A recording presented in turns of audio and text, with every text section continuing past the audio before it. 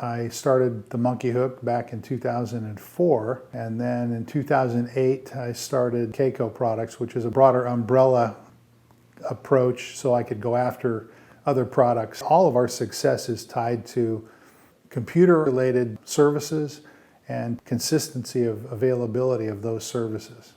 Let's get a company that will work with us, not just on making sure our systems were always up to date and working, but also troubleshooting and solving problems. One of the benefits of working with Saka is that we're always dealing with an organization that is at the front end of technology and the development around IT.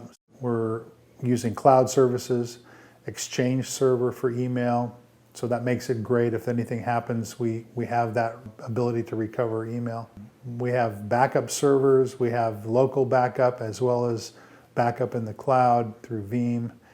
I looked at a number of companies to provide telephone, VoIP. It was much better for us to deal with a full service supplier that could handle our phones as well as our IT, so it was great.